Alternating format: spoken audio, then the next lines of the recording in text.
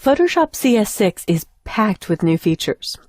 And if you're curious, you could switch from the Essentials workspace to New in CS6. I'm going to jump through a few of them. I'll start by doing Image, Adjustments, and Curves. And in fact, in the menus, anything highlighted in blue has been improved or has new features to it. So if I choose Curves, in the Curves dialog, there's a new option under Options. And if I click Options, for the first time ever, they are now plotting points on the curve when you do automatic settings. I could switch to Enhance the monochromatic contrast, Enhance per channel, adjusting the red, green, and blue on this image, find the darkest and lightest colors, and you could see in the background how this is affecting the image. In fact, I'm going to click OK and scoot this window over to the right and click Options again. And if I simply hit Enhance Brightness and Contrast, you could see where it mapped a point for me. And I could specify target colors if I wanted to do so, or make a new default. But I'll click OK and click OK again and just hit Command-Z or Control-Z to see a little before and after. Looking at the new in CS6 workspace, Mini Bridge has been improved. And if I go back to Essentials, it's typically docked at the bottom. So now I'm looking at all of my assets in our Chapter 1 folder. I'll double-click to collapse that and go back to New in CS6. And layers have been improved. Now this document contains no layers, so I'm going to close it, and I won't save the changes. This wedding story document is actually a video. Now with Photoshop Standard, you do not need to purchase Extended, but with Standard you can do very easy video editing. So if I look at layers, I could see I actually have a 3D layer. 3D does require Photoshop Extended, so you won't be able to do that. But I can also see that I have a background layer. And in the Layers panel, you can filter by kind, by a layer name, by effects that are applied or layer blending modes, or a specific attribute or layer color that you've given it. In fact, if you have smart objects in the document, I could filter by smart objects only, by vector layers. What used to be called shape layers are now known as vector layers, and they are just that, shapes that you can edit or redefine. So I have no smart objects, I have no shape layers, I have no type layers. If you had adjustment layers on, you could see only those, or pixel layers. If I turn this filter on, the wedding story, 3D text, and the background both have pixels. So these are your new filtering options, which is immensely helpful if you do app mockup or mobile mockup, just to get to the right layer when you're dealing with documents that have hundreds of layers. I'm going to clear the filter by hitting this little red box. If I go to the Adjustments panel, you no longer see the settings for a layer in the Adjustments panel. And I'm going to close this wedding story document. And I won't save the changes. So if I wanted to do an adjustment on this, in fact, this image is one from Chapter 9 where we actually show the improved iris blur, where you can actually do multiple iris blurs that radiate out from the couple and radiate out from the shoes, blurring everything here.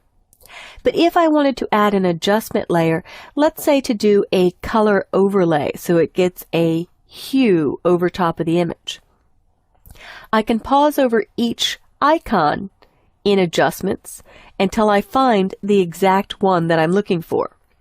And I'm going to do Hue and Saturation. But when you do Adjustments now, the Adjustments panel is a quick way to get there, and Properties is brand new. What you used to adjust in Adjustments is now controlled in Properties. And Properties is used for a lot more stuff. It'll actually show you 3D properties. But here in the Properties panel, I'm on Hue and Saturation, and I'm going to hit Colorize. And I'll aim for a little bit of a sepia tone, an orangish looking image to make this look aged. If I go back to the Layers panel, and I were to filter back down on Adjustment Layers, I could see just the hue and saturation has been added. I won't save this either, I'm just giving you a tour. And I should have mentioned it at first, but the biggest difference is the overall interface. There is a new dark interface. In fact, I've been using Photoshop now for a couple months, and when I go back to CS5, it feels old to me with the white tools and the light colored panels. If you don't love the dark interface, you can right-click anywhere on the gray, and this has actually been there for a few versions, but I could go back to a light gray background, for example, or back to the default, or through Photoshop Preferences on the Mac, or Edit Preferences interface on Windows, you can actually change the overall color theme. So I can choose the darkest, the default, or a lightest interface, which will change the panels and the tools as well. I'm going to leave it on the default and click OK. And I'll close this image and I won't save the changes. Lighting effects have been dramatically improved, and they happen right now directly on the stage. So I put a green light on her face and a white spotlight on the spot on her hair. CS6 also added under the filter menu a new oil paint filter. So when you're in the new in CS6 workspace, I could see under blur, the field blur, iris blur, and tilt shift, or under render that you can now do lighting effects directly on your image, on your canvas or stage. You don't work through a plugin dialog. So you can take some time to surf through each of the menus and see what has been added in the new in CS6 workspace. But in this shot, if I zoom in a bunch, I can actually see an oil paint filter has been added. So if I wheel up, there's the family oil painted. And if I scroll back to the left, there's the original shot. So I just put them side by side so you can see the difference. A very powerful new filter that's automatically included. You used to have to install this separately with the Pixel Bender set. I'll close this, and huge for anyone who does web mockups and mobile mockups, we now have paragraph styles, where you could see I have several added for this document, and character styles, where I have a bold character style. So in paragraph styles, if I wanted to change all of my headings, I could double click on heading and maybe change my font to something else. Let's just go to hobo. Not that that looks good, but just so that it's radically different. And once I've switched it to hobo and clicked OK, anything that's using the O2 heading style automatically gets updated to hobo. And it looks like it was only used in this individual spot. I'll undo that. But there are quite a few paragraph styles which are great for global edits. And in fact, I'm just not even going to save the changes to this. I'll close it and I hit Don't Save. They added underneath the Patch tool a new Content-Aware Move tool.